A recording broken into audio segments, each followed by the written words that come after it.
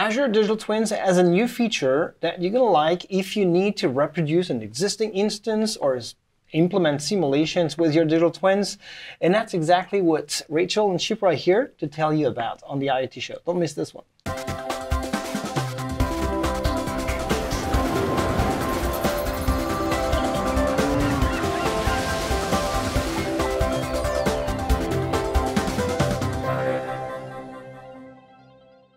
Hi everyone, this is the IoT Show. I'm Olivier, your host, and today we'll talk about a new feature in Azure Digital Twins. And for that, we have Shipra and Rachel.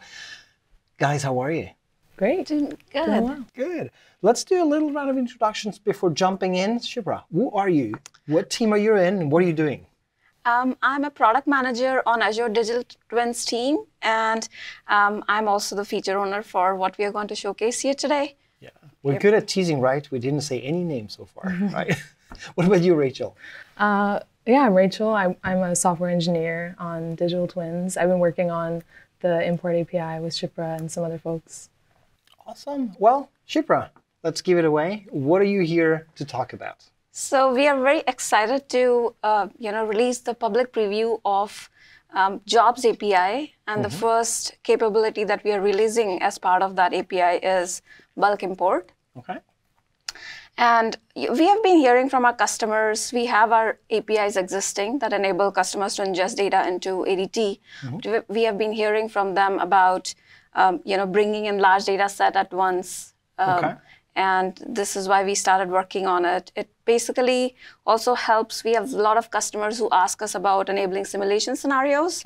And with the data history feature, what this feature would enable now is that you can bring in your data and you ingest into ADT, make little changes, bring in the twin graph again, and then you can compare in Azure Data Explorer through data historization. Okay. So ADT has been out for some time now. So we are starting to really see ADT in production. Our customers are using the service itself, hence the feedback, the pain points you were just talking about, right? Yes. So tell us a bit more about how this import jobs feature is solving these pain points. You just described some of them, but give us a bit more about, under the hoods, what are the features or the parts of the features that we want to highlight here? Sure. So the great thing about Jobs API is that you could bring in a lot of data through our existing APIs, but it kind of automates a lot of things for you. It takes care of the retries. It takes care of validation of your twins and relationships. It also has higher throughput. It has more granular RBAC because we would be expanding on Jobs API. It also has, you could actually do a lot of troubleshooting through very rich output logs that gets created as part of this job. So basically, you can open the output log, you would know where the error is, you could even get into the line numbers, and we would see that in the demo. Well, we'll see that in the demo, right? How about we look at these demos? Yeah, all right, let's do it. So yeah, the first thing you'll need, of course, is an Azure Digital Twins instance. And the only difference that you'll need to use the import API is some special permissions. So on your Digital Twins instance, you have to have your system assigned manage identity set up. So I have one here. I've already set it up. You'll just want to see that here, and you'll need either an object ID or the name of the instance. And the second thing you'll need for the import API is the storage account. Once you create the storage account, you'll create a container inside of the storage account, which I've created here. And then on the container, you'll need some permissions set up. So with that managed identity that we created on the instance, that's where we're going to assign permissions on our storage account. So I have it all set up here, and I can just show you. You're going to assign your managed identity. You're going to give it storage blob data contributor permissions on the storage account. And well, it can be on the account or it can be on the container. I have it set up on the container just to be a little bit more granular. And so yeah, once you have all that set up, you can start uploading blobs into your storage container. I have a few here just so we can show for the demo.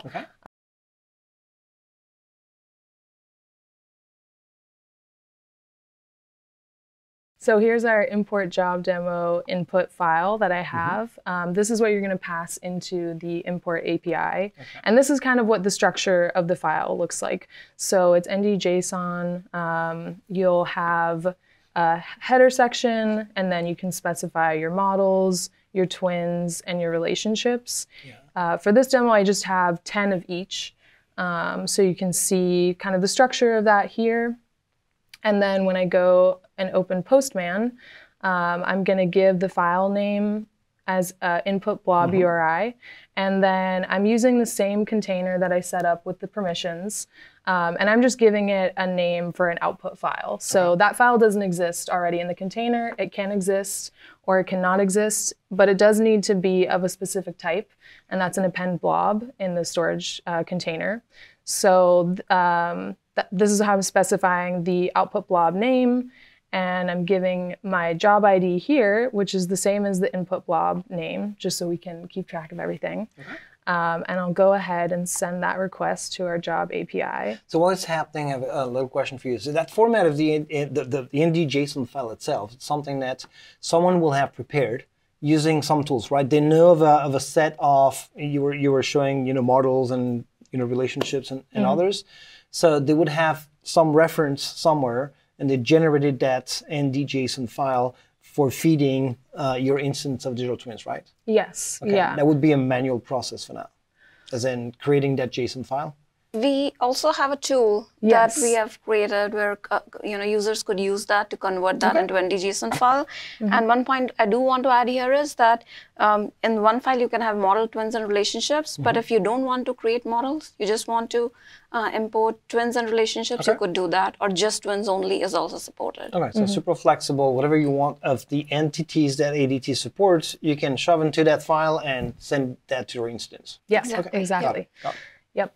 Okay, so I've sent the request. It'll say not started at the beginning, but if we do a get on my same job that I sent, we can see it now succeeded.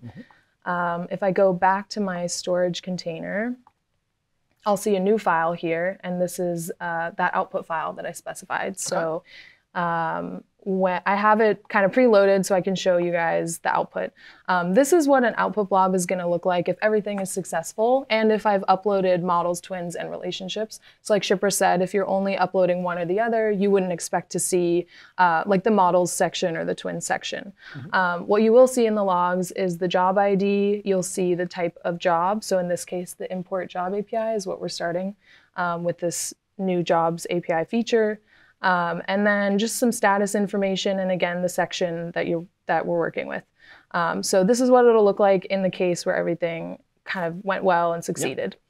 I have another sample here, and this is quite a few more models, twins, and relationships. So more realistic. More realistic, exactly. So this one will take a little longer to import, which is why I started with the smaller file. But you can see here, and I'll just scroll a little bit, but we've got lots of models, 1,000 models, 1,000 twins, and 2,000 relationships. So a scenario could be, I don't know, I'm just like making it up, but like, let's say smart city, right? I have a smart city, I have like sources that are giving me these lists of models for, let's say, the smart lighting part of the story. Someone else is giving me a set of models and twins for another part of that smart city, and then we put all that together in there and just create that big smart city digital twins at once. Yes. Okay. And we do support quite a bit of volume in this file. Like you could go up to 4 million twins and 8 million relationships. Okay. And after that, we do recommend, you start batching it up. But we have seen it, range from taking 90 minutes to almost 120 minutes. Yeah. That makes it clear for me, that notion of reproducing as well, because I guess once you have an instance with all twins, you can export that and then reproduce that twin somewhere else, like twin to twin, basically, right? Yes. Pretty easily. Got it. Okay. So you're saying way more of these, and things are not always going right, I guess. Yes. Well, so in this file, everything is still going to go well. So we have another request we're going to send. This is the new file that I specified. And again, this output file doesn't exist. So I'm just kind of matching up all the naming here so we can correlate things easily. So I'm going to send this request. We'll see that it's not started. If I do a get immediately after, and again, this is more twins and relationships, so we'll see it's still running. It'll take a little more time than the last one. And I have an output blob ready to go because I didn't want us to have to wait for all of these to get uploaded. So what I wanted to show here was the output blob is going to look exactly the same. So if everything goes well and there's no issues with your input blob file, you'll just see that everything succeeded. So in this case, you can see the output blob for 1,000 twins and 2,000 relationships looks exactly the same as the one with 10 twins and 10 relationships. So that's kind of what to expect for the output blob. Now we can go into the case, like you were mentioning, it's not going the well. Interesting case, yes, where we have some failures in our input. So what I wanted to show here, which is a fairly common error that we see from our customers when they're uploading their twins and relationships, is a mismatch between the model and the twin. So in this example, you can see that we have our models are specifying, our models have two properties. The first one is a string and the second one is an integer. But when I go down to my twins, and I'm gonna have to scroll a little bit here just to prove because I had to use a huge file, and this will be interesting when we look at the output blobs. Okay, so now we're down into the twin section, and you'll see here when I look at the properties, so that first property is a string, and then the second property, I've also put it as a string, even though we specified that it would be an integer in the model. So this is going to cause some issues. So we'll go back to Postman. We're going to send our request here. Again, we're expecting this to fail. So our request will still be sent. It's gone to our API now, and then when we try to get, we'll see that it's running. So it is working under the hood. We have all those models to upload. And then once we get to twins, we expect to see what we see now, which is that the job failed. We can see in the error message that there was bad input, and it tells us to go look at the output blob for more information. So I have that output blob loaded here. And this is where it gets interesting, right? So we can see from the output blob that the models succeeded. We started that, it succeeded, it was fine. Then we get to the twins section started, and now is where we see some issues. So we can see these are the error logs that you would get in your output blob. The differences here are, and most importantly, I think the line number. This is gonna be the most useful. This is a new feature that we've added for our public preview. And so, yeah, you'll see lots of lines here because we had that same issue on every line, which is pretty common if you're generating this, right? And then we can see the exception type is bad input. That's what we saw from the API response. We'll see that validation failed. And then in the message of the output, these output blob logs, we'll see invalid twin specified, expected value of type integer for this property on the twin. So it gives us a little more information. It allows us, especially for these really large files, to kind of drill into where was the issue, what's the line number, and it helps you find these issues faster. So yeah, that makes sense. Thanks for the demo here, Shipra. One question for you, real quick. So here we're talking about with one query to the API of the service, the ingestions of like tons of information. Is it something that, from the cost perspective, will also help customers? Because prior to that, there's time, right? The manual operation of creating your twins and so on. But is there also a cost impact in there? Maybe not, but I'm just wondering. Currently in public preview, we are keeping the pricing model same as any operation in digital twins. So this one is being treated as create operation. Yeah, it's one operation though, versus doing... So number of twins or number of entities that you ingest, every create is treated. So it's exactly the same. Got it. If you were to use an API. And we support create only right now. With this launch.